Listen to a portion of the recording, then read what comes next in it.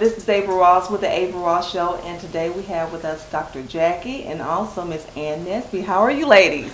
Doing fine. Wonderful. Great. Wonderful. Thank you all for being here today, and we're here to talk about women's health.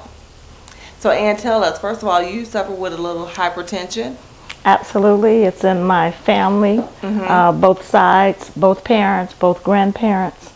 So I think mine was kind of inherited, and I think just over the years I tried everything, and I was able to in the last 3 years to get it under control, changing my medications and trying this and trying that.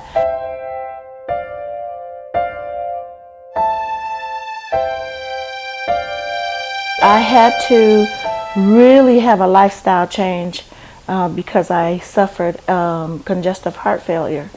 You know, in this industry, it's such a fast pace, and I was working and not really paying attention to my weight, and it spiraled out of control, and it was hard to even make it through the airport without stopping and resting along the way.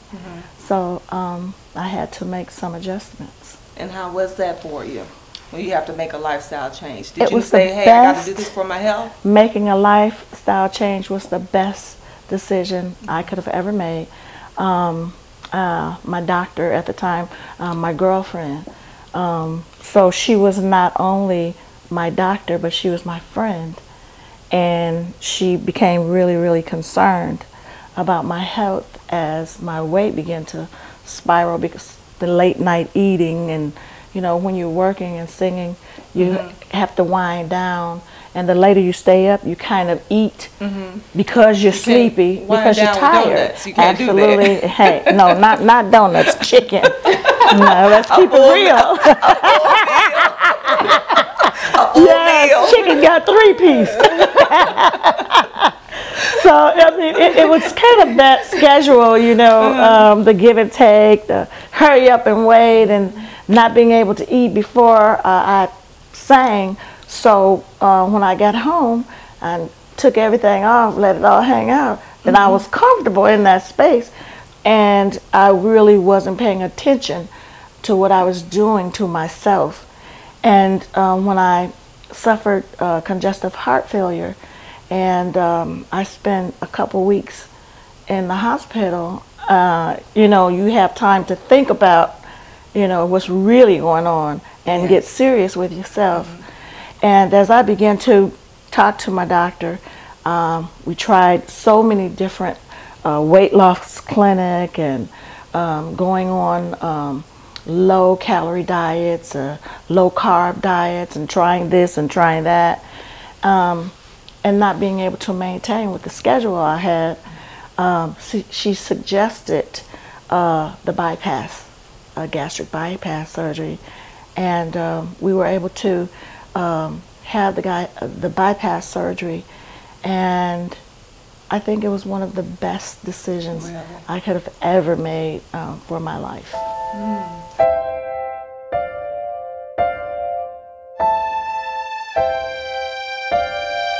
Now, Dr. Jackie, you deal with women's health day in, day out. Yes. And the thing that you mostly, you have a foundation, 50 Shades of Pink. And tell us what made you start that. Of course, having been diagnosed with breast cancer twice, in 2004 and again in 2008, I thought the greatest defeat I could give breast cancer was to give back. And so during chemo and the radiation process, I wanted to go throughout the center because for me, looking good made that day a little better. I thought if I'd go in chemo and just dress up that I could get through this process and make it a good day. So I would go throughout the center telling other women to wear their scarf, turn it to the side, and they would put me as far in the back as they could so I wouldn't disrupt the flow of chemo trying to help these women look pretty. And they would come to the back where the bathroom was, and I would find a reason to get up and help them with their chemo machine or their pump and straighten the scarf up. So I came up with this, I look good to feel good. And of course, being in the office, we would have women diagnosed with breast cancer, and at the diagnosis, they would all come in and we talk about it. You know, you can't fight with tears in your eyes. So let's cry. Let's get it over with. Let's get it out, because everybody wants to cry if you're human. And after the cry, we talk about the steps you needed to take and the choices you need to make for your life. Because everybody couldn't do a double mastectomy at the diagnosis and be happy. They needed to go methodically and come up with a lumpectomy. Long story short, I came up with this whole bag of stuff. I thought, you know, I would put this around my chest, and when my chest would tighten up, this would make me feel good. And I would wear my button-down pajamas and do this and do that. And just after a while, we started noticing, you know what, we always give the same gift to the same person, but they would come back and say how it made them get through that process. So that's really the origin of 50 Shades of Pink. And our whole motto is looking good to feel good, but we're there to nurture the physiologic and psychological well-being of women as they go through it. It's a physical thing, it's a mental thing, and it's an emotional and spiritual process. And so it doesn't just involve the patient. You know, you've got to involve the family. You've got a husband and you've got children. And I know, I'm sure you would say it too, that you can't get through this without your better half. Support, yes. You know, whether it's your husband, your girlfriend, your families, you need that support system in place. And you know, real men wear pink. Hey, I like that. They have to go through this process with us, because I would cry at night with my husband, and I remember asking him, "You think I'm losing my hair?" And I so wanted him to say no. He said, "Yeah, it's everywhere." Like the one time I didn't want to be honest, he was honest. And so of course I couldn't do 50 Shades of Pink without my better halves, which would be my husband and my manager, Lakeisha Ross, because I just get a vision and I say it to that girl and she goes with it. And we just started going. We had an annual luncheon with over 100 women the first time. We saw lives change. It was like being in heaven. People were so open to say how they had gone through, and they shared, and everybody became friends. We cried together, we ate, we danced, and then we had a big gala because we rolled out 50 Shades of Pink, because we really want to go back and get those women and say, this is an ugly process, but you don't have to be ugly going through it. Because you know, women like to look good. Absolutely. And you know, just the idea of having someone that is going through what you're going through is really, really a great feeling to know that you're not alone and to be encouraged by women that have your back.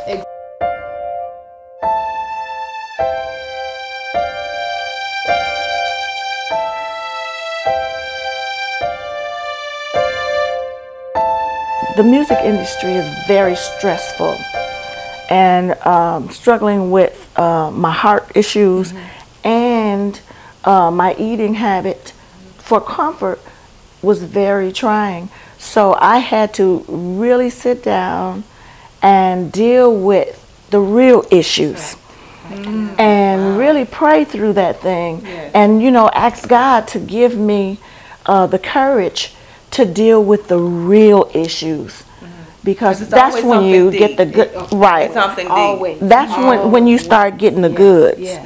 Because when you are able to be honest with yourself and look inside yourself and see and really identify you know, what your real issues are. Yes. 9 times absolutely. out of 10. Absolutely. Everything. Absolutely. Right, because when you're at home, you're saying, nobody's seeing me eat this 3-piece. But you know. I know. You know. I know. Right. And I'm sure you had to and it's what my mother used to call sneak eaters.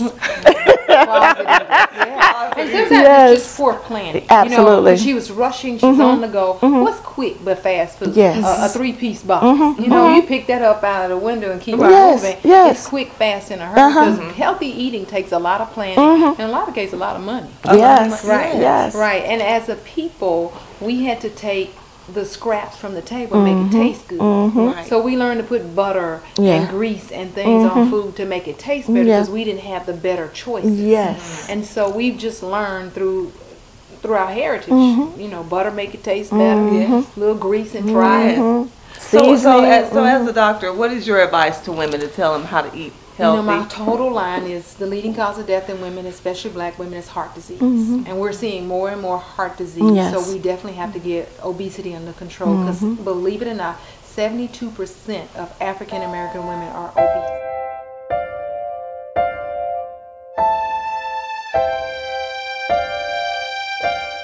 For me, working with the Heart Association, they have the program Check, Change, and Control. That's accountability. Absolutely. They can't look at now you've got to stay. And that's what I'm saying. That is accountability. And not only for you, but it allows you the opportunity to think about others too. And not only check yourself, but be able to check in on others and mention it to them and be accountable for them as well. Right. Well, let's talk about the PSA you just did with the Heart Association. Yes. How was that? How did you get involved with that, first of all? Well, actually, like I said, I suffered congestive heart failure, and my heart disease is on both sides of my family, and the leading cause of death in my family. And I knew that this was something that I really needed to get into and support. And when we had the opportunity to work with the hospital, I worked with Southern Regional in a women's heart campaign. And I knew that this was something great, not only for myself, but with the platform that God had given me with my music, an opportunity to share not only my gift to sing, but my gift to love someone else back to health, and to give my testimony, because the Word of God says we overcome by our testimony. So when others can overcome by your testimony, I think that God is pleased. So being able to work with the American Heart Association to do the PSAs and to be able to follow through with what they were offering, it was a blessing for me on both sides. You done started preaching now. You know, everything in you got to come out. You're right. And let's go back to your 50 Shades of Pink, because your event is coming up soon. And let's talk about it. Well, we try to make sure we keep it going because awareness is, is key. And we have August 31st a car and bike show where we really want to get the men involved. Because recently we've lost about 4 women recent, and their husbands were such important parts of that. You know, watching them sit at the hospital with their wives or home with the kids, it was a lot. And so we want to get the men involved. And what do they like? Cars and bikes. So we're going to have a car and bike show and do all those things they do at car and bike shows, which is eat. Music, have a good time. And the bike. Leave the cars and get them out to come out and be a part, and all of the proceeds will go to 50 Shades. And again, we're doing a campaign where we're trying to get out 50 baskets to women who have had mastectomies. So we're reaching out to hospitals and doctors so that we can bless those ladies with the baskets. And in October, we do a whole week of impact. We want to get everybody involved, the children, the husbands, the family, the women. So we have a luncheon coming up on October 19th.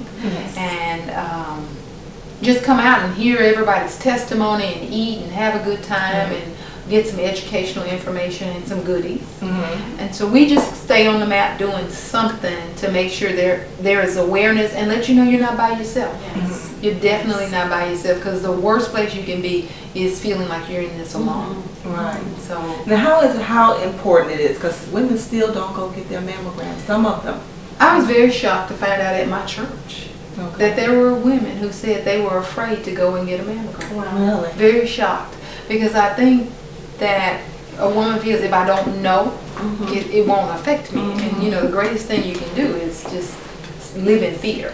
So this place, we hold you accountable. You know, we make phone calls. Where are you? What happened? You didn't get your mammogram. But you know, just awareness. That's my part, is to just keep getting the word out there that an ounce of prevention is worth a pound of cure. So we can get you in there to get your mammogram. The earlier you can, early detection, that's key, you know, because a mammogram will pick up breast cancer long before you can ever feel it. Because once you start to feel it, you probably already stage 2. Yes. And so the further along you are in the process, the more treatment, you know, the prognosis starts to dwindle. How often should a woman do a self-exam? Every month. Every month. And if she's still having a period, the week after a period in the tub or shower. And if you're like some of us, then you don't have to have that problem. Just pick a date. You know, pick your birth date of every month, or the 1st, the 15th, something easy, the 1st, the 15th, the 30th, something easy to remember, and check your breasts. And if you can't get it done, we all have, well, we don't all have husbands. If you have a husband, then have him check it. You know, but you need to know your own body. Right. So we strongly encourage mammograms. I'm still a big proponent of baseline mammograms, because I had a mammogram at 35 and I had that other mammogram at 40 that they compared the pictures, and they didn't see on 35 what they saw on 40, which was just a small spot with some distortion that they thought, well, let's just biopsy it. Yes. And there we were. Wow. How was that process for you? Probably the truth would be traumatic. But I don't ever show those emotions. So I thought, well, you know what? Patients have to go through it. Why not me? So the first time, it was okay. You know, we got to do what we got to do. We'll have this lumpectomy. We'll do chemo and radiation. And it's a long story, so I'll make it short. And we were good. Now, the second time around, I wanted to say, now, God, I think you got the wrong You're not me. Not be me. I don't want to do that. And the truth is, if you ever hear the word heart disease or breast cancer or any cancer, you go to death. You know, the mind will try to take you, I'm dying. And nobody is wanting to die. Right. So you have to fight those emotions and just realize, I got to get ready for the fight. And so I thought, if I do this, looking pretty. You know, that was my go-to. Like, I am going to dress up for every chemo treatment I have, because I needed you to see that this is not winning. You know, I'm winning this fight. And I did it by just dressing up. And you went into the fight winning? I went. That's exactly right. Mind over matter. And my words. You got to be careful with your words. Yeah, I didn't speak death at all. You know, and somebody would say, "How's your breast cancer?" I was quick to say, "Now that's not mine." Okay. Oh wow. Yeah. No, I've been diagnosed with it. I did not. I would not let you call that my breast cancer, because it wasn't. You know, like, this too shall pass. And I believe we go through things really just to help other people get through it. You know, God knows His child. That's right. You know, that's right.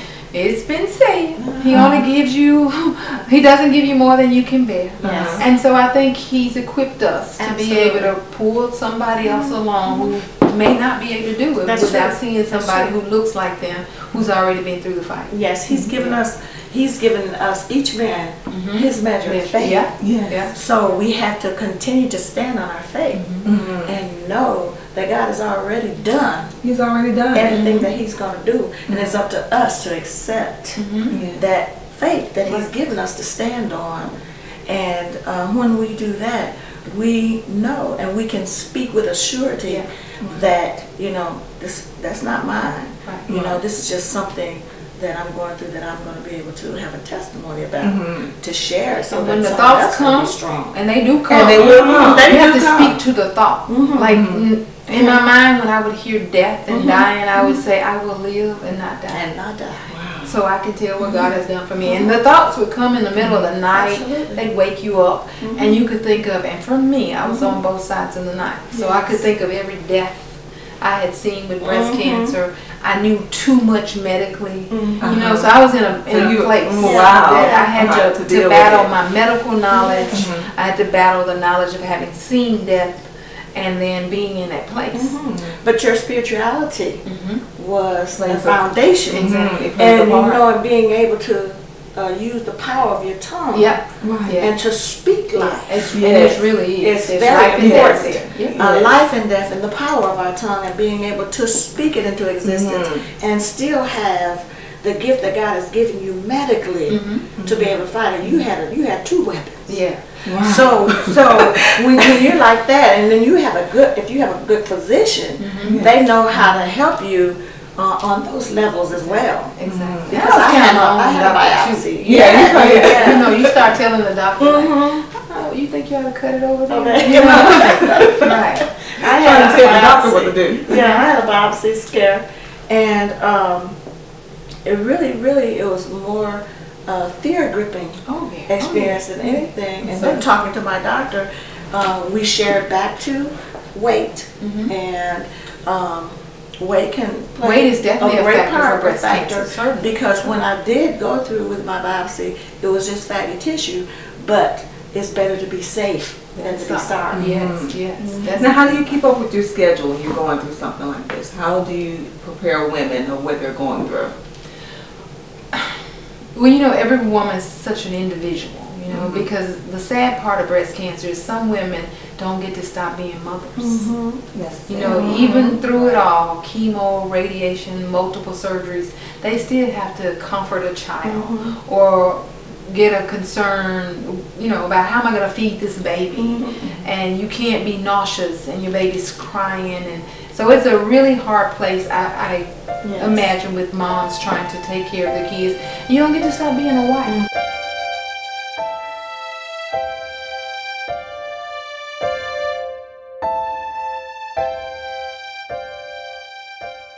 We're living our lives in spite of what was thrown in our path. And the project that I have with Arrow Records now is based upon music that's life music, and it's called Living My Life.